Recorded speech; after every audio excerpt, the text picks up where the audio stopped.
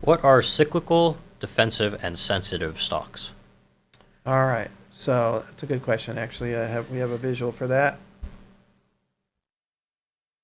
All right. So here, this is from Morningstar, just their breakdown of those three categories.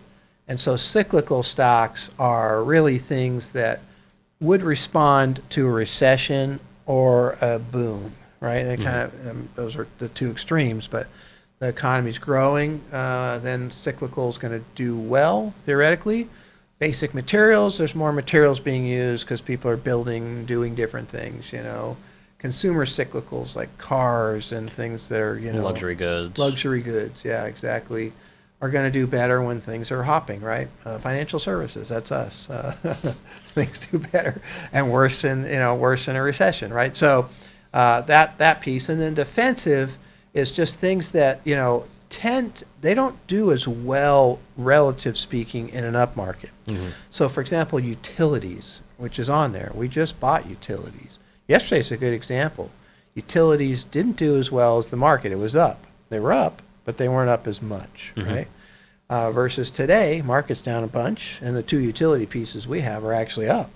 So it's because these are things that people need. Consumer defensive, think toilet paper, right? I mean, that, right? Yep. They're things that people would need, healthcare, irregardless of what's happening with the economy.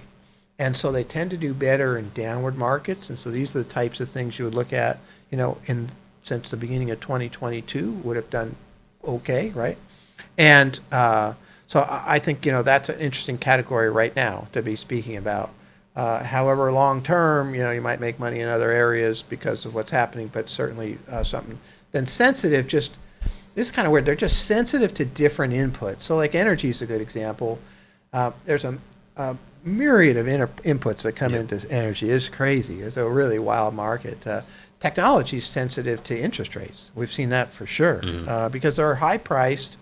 And when you're looking at higher interest rates, basically the discounting mechanism to get back to that price means a lower price.